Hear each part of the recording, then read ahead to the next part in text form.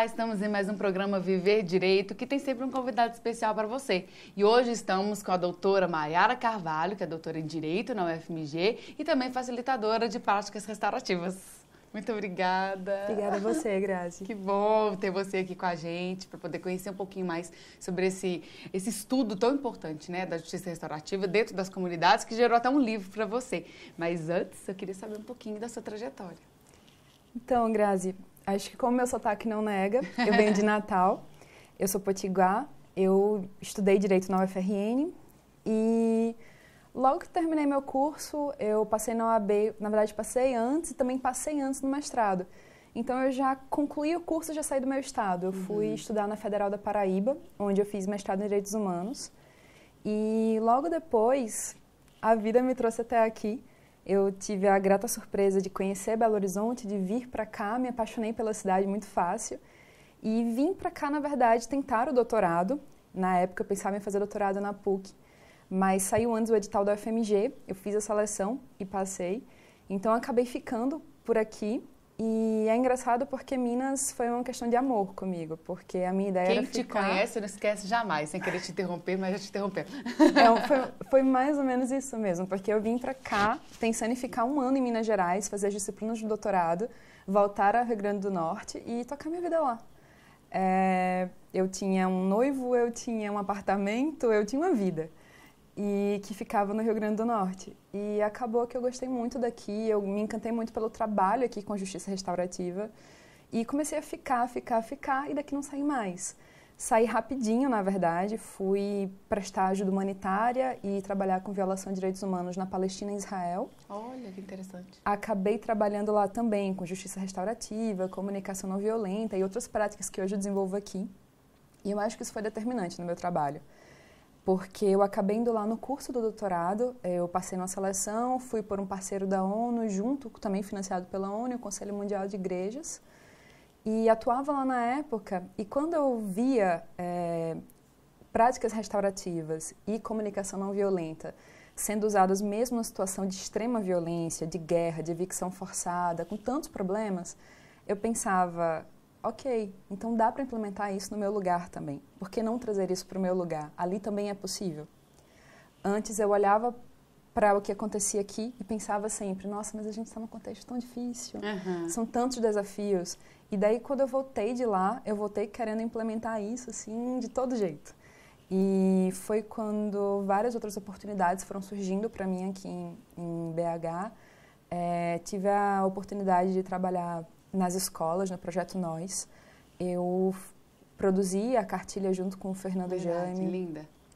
E tive a chance de formar os primeiros... Formar não, na verdade, dar um cursozinho para os primeiros facilitadores que iam começar a atuar, os tutores do projeto. Então, comecei a atuar também nas escolas e cada vez eu tinha um gosto muito grande pelo trabalho que fazia aqui. Além de amar a cidade, amar os mineiros, então acabei ficando e hoje estou aqui. Ai, muito legal, assim, saber, assim, não só da sua trajetória, mas tudo mérito de um esforço, de um trabalho muito bem feito, muito bem elaborado. Essa cartilha, por exemplo, do Projeto Nós, ela é maravilhosa. Inclusive, quem quiser acessar, pode entrar em contato com a gente, que a gente pode mandar. E tem como disponibilizar também na internet. PDF. Tem PDF também. Então, ela é muito boa, principalmente para os gestores que estão ali nas escolas. E eu queria saber, assim... Conte pra gente um pouquinho do que seria essa justiça restaurativa para as pessoas entenderem. A justiça restaurativa... Até para elas saberem o quanto que te apaixonou, né? Sim, e o quanto que ela é apaixonante, na verdade. A justiça restaurativa é um método adequado de trabalhar conflitos. Eu não gosto de falar resolução, porque a justiça restaurativa ela não costuma olhar apenas o resultado do problema e tentar apaziguá-lo. Ela olha também as causas dos problemas. Então, muitas vezes, o que a justiça restaurativa ou práticas restaurativas trazem são transformação de conflitos. É você sair de uma coisa que você já não gostava muito e não simplesmente resolvê-la, oferecer uma resposta, mas também conseguir sair dela para o que você gostaria demais e sequer poderia imaginar tendo aquela oportunidade. O grande diferencial da justiça restaurativa enquanto método, na verdade, é porque ela é muito aberta até para se adequar à situação, ao contexto, às condições daquelas pessoas. Ela parte de uma principiologia, que é o que na verdade é de mais fixo e mais firme na justiça restaurativa, E a gente adapta essa principiologia dentro de um procedimento. Tem várias formas, várias práticas possíveis, vários procedimentos para operacionalizá-la, a depender da situação concreta que a gente tem. E qual que é essa base assim, principiológica que as pessoas precisam conhecer? Acho que o primeiro marco é que a justiça restaurativa ela parte de um respeito, mas de um respeito com diversidade. Não é aquele respeito mudo. Uhum. A gente parte muito de storytelling, dessa contação de narrativas. Então, os nossos encontros de justiça restaurativa, quando em grupo, costumam ser circulares. E cada pessoa, nas práticas, por exemplo, dos círculos de paz, a gente usa um instrumento, pode ser qualquer objeto, que a gente chama de bastão de fala, e passa esse objeto para cada uma das pessoas em círculo até que volta para o primeiro. É lançada uma pergunta e todos têm a possibilidade de falar sobre ela. E também de se escutar. E de se escutar. E tem uma única regra, a de que, quando o objeto está nas minhas mãos, só eu posso falar. Embora não necessariamente eu vá falar. Eu posso permanecer em silêncio por um tempo, segurando o objeto, ou eu posso simplesmente passar por outra pessoa. Seja porque eu não tenho interesse em responder aquela questão, seja porque algo que eu já ouvi antes me satisfez enquanto resposta. Então, um outro ponto fundamental da justiça restaurativa é uma confidencialidade. Aquele espaço tem que ser um espaço seguro. Caso contrário, como é que as pessoas podem expor questões que são tão caras para elas? Uhum. Uma outra situação também, além desse sigilo, seria também em relação à voluntariedade. Só participa do procedimento quem quer e enquanto quer. A voluntariedade não é só dizer, eu quero participar do procedimento. É também dizer, eu quero continuar nesse exato instante aqui nesse procedimento. Ninguém é obrigado a permanecer só porque começou. E a gente também tem várias outras questões que são muito caras da justiça restaurativa, como, por exemplo, a ideia de que a sabedoria coletiva é sempre superior à sabedoria individual. A ideia de que quando temos eu e você em um mesmo ambiente, não tem só a limitação do que eu sei, do que eu posso apresentar e trazer. Agora também tem o que tu pode trazer e o que nossa interação pode apresentar. Então, essa construção coletiva do conhecimento é muito importante. E é isso que o objeto de fala tenta trazer. É tentar dizer para todo mundo que o que eles têm a oferecer é relevante naquele contexto.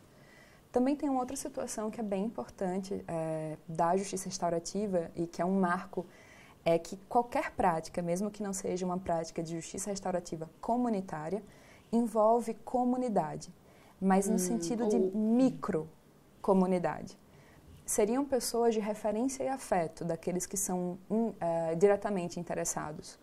No caso, por exemplo, tu tens alguém para que a presença daquela pessoa ali te faria se sentir muito mais confortável, confiante, feliz. Tipo a sua própria rede de apoio, de certa forma. Exato. A gente mobiliza redes de apoio que as próprias pessoas vão indicando e que são pessoas que seriam importantes não só para que elas consigam estar bem naquele espaço e se sentir respeitadas e protegidas naquele espaço, mas também para que elas sintam que elas conseguem dar conta de cumprir qualquer coisa que a gente conseguir pactuar aqui.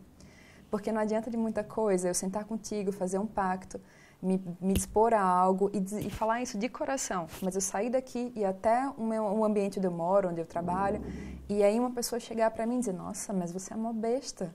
Nada a ver ter feito isso. Você não viu que ela, isso e aquilo?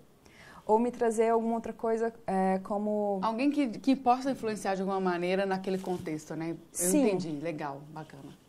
Sim, é uma pessoa que pode ampliar ou não essa situação de como eu me sinto naquela situação. Então, mesmo que a pessoa não se sinta confortável, mas que ela saiba que aquilo ali vai impactar, seja em casa, no trabalho, em algum lugar, ela pode convidar essa pessoa para poder fazer parte daquele círculo. E às vezes nem é uma pessoa que é, por exemplo, família, trabalho, às vezes é uma pessoa que parece mais distante, mas que aquela pessoa se sente muito bem, exato, perto. Nossa, tá tão gostoso, mas você pode acreditar que o nosso primeiro bloco, ele terminou. Então fica aí, porque tem muito mais pra gente poder conversar com vocês. Até daqui a pouco.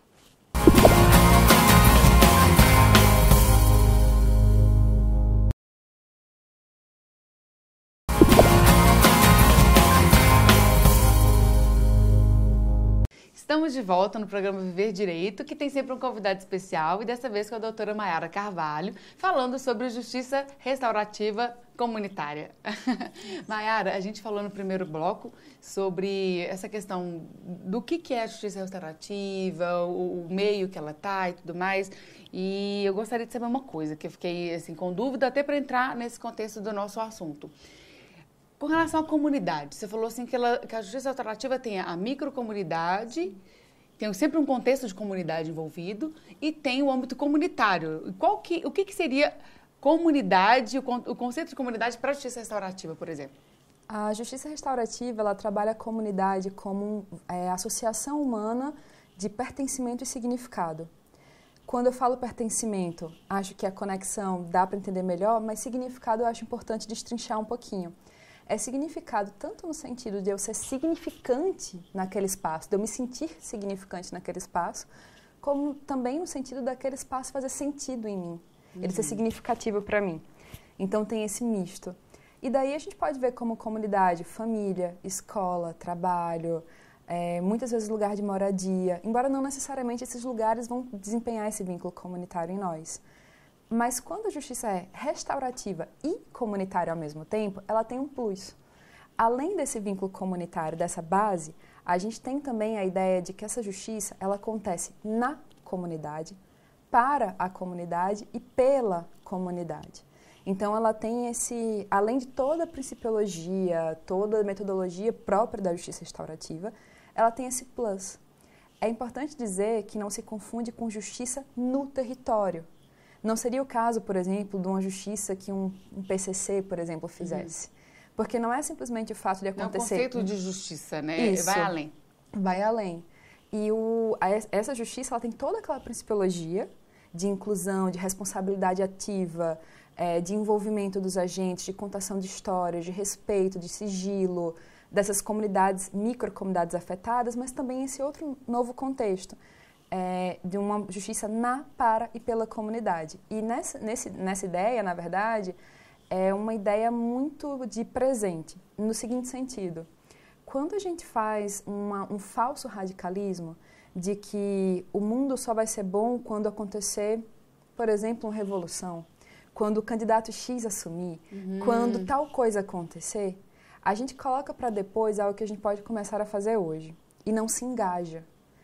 Quando a gente trabalha nessa ideia de comunidade como uma ética e uma opção política emancipatória, a gente trabalha no que a gente tem hoje, nos recursos locais, no que a gente tem nesse lugar, nesse nosso vínculo comunitário, que pode ser uma potencialidade para desenvolver e chegar a algum lugar que a gente quer.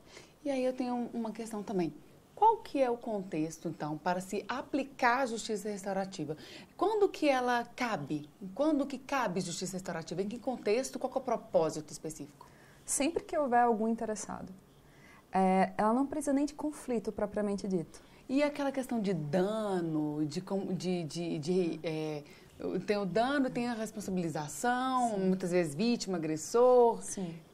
Esse é o lugar que a gente costuma pensar, porque foi aí onde ela começou a ser materializada quando estudiosos começaram a se debruçar sobre ela. Porque a justiça restaurativa ela tem uma base ancestral. Mas na década de 70 do século passado, estudiosos passaram a sistematizá-la. E foi quando o mundo ocidental começou a conhecê-la mais. E veio muito essa ideia dela atuando ou em crime ou em ato infracional, que seria o análogo a crime, mas cometido por um adolescente. E aqui no Brasil ela foi implementada de princípio muito nesse lugar, trabalhando vítima, ofensor ou, melhor dizendo, a pessoa que cometeu um ato, as pessoas que sofreram com aquele ato. Mas ela não se limita. Não se limita a isso. Aqui em BH hoje importante. a gente tem atuado em escolas, inclusive não só para desenvolver vínculos de pertencimento e significado, não só para fazer daquele um espaço bom para estudantes, professores e outros vários profissionais. E nem só quando, então, pelo que eu estou entendendo, um aluno agride outro. Não. Muitas vezes, inclusive, antes disso acontecer ou quando isso sequer acontecerá, para criar naquele espaço um vínculo bom, um lugar onde as pessoas se sintam pertencidas e significantes. Interessante demais. Você trouxe para a gente aqui um livro que eu estou, assim, curiosíssima para conhecer. Quero mostrar para vocês. Justiça Restaurativa na Comunidade. E eu gostaria que você contasse um pouquinho dessa experiência que é fruto do seu doutorado. Isso. Essa é o fruto da minha pesquisa de doutorado dos últimos 4 anos. Eu comecei, ela foi com base numa pesquisa de campo. Eu fiz campo em Contagem, na verdade um pedacinho também aqui em BH, na região do Nacional, onde a ONU, entre 2010 e 2013, havia implementado um programa de justiça comunitária com práticas restaurativas. Então, eu sabendo disso e sabendo que ele tinha encerrado, eu queria saber o que ficou desse programa, como ficou, como aquilo impactava hoje na vida daquelas pessoas. E eu comecei a fazer não só análise de documentos, mas entrevista para as pessoas que participaram diretamente daquilo. Seja os usuários, seja as pessoas que participaram da comunidade, lideranças comunitárias, consultores da ONU, servidores do município, várias pessoas de diversos lugares que estavam envolvidas com aquilo. E isso me trouxe uma riqueza de detalhe, de informação que uma pesquisa teórica não traria para mim.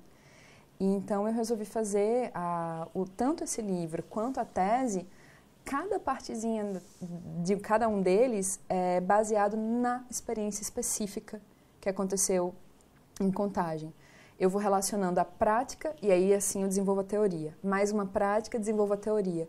Então todos os itens, toda a divisãozinha de tópicos da tese tem prática e justamente por isso eu fiz muita questão de não falar com juridiquês. Eu falar fiz muita para as pessoas se sentirem significantes. Exato. Eu ficava e pensando... fazer com que tenha sentido para todos. Justo. E eu pensava que não fazia sentido que eu entrevistasse pessoas e elas depois não pudessem ler e entender o que eu falei sobre elas. E eu jamais queria isso. Então, para não ser uma pessoa arrogante e desrespeitosa, eu resolvi mudar um pouco a minha linguagem. Então, ele é um livro jurídico, mas numa linguagem bem diferente da que a gente costuma trabalhar no direito. Que legal. Nós vamos aproveitar a oportunidade de convidar vocês. Eu vou deixar para que você faça esse convite, mas dizer que nós estamos numa fase de pré-lançamento, então que tem como você, inclusive, já até adquirir esse livro. Conta para a gente um pouquinho, conta para as pessoas ali. Bem, eu convido vocês para terem interesse no livro, dialogar, falar a respeito desse tema. Eu vou estar no Café com Letras da Savassi, no dia 23 de abril, das 19 às 21, lançando o livro. E quem quiser também pode adquirir pela Amazon, está disponível em pré-venda no livro físico e também a venda do e-book, para quem usa o Kindle. É isso, agradeço muito desde já o interesse, agradeço muito, Grazi, o convite e o interesse também no que eu tenho a dizer. Nossa, e assim, é algo que é muito importante para as pessoas, a proposta do nosso programa é essa, de direito, cidadania, inclusão. Então, nada melhor do que unir todos esses temas, inclusive juntando a sua inclinação para os direitos humanos, né, e também nesse contexto da justiça restaurativa. Então, eu queria te agradecer também pela oportunidade de tê-la aqui conosco. E se vocês tiverem alguma dúvida, quiserem perguntar, quiserem o contato da Maiara, nós vamos deixar ele aqui à disposição para vocês nas nossas legendas, tá bom? Então, fique com a gente. Até a próxima.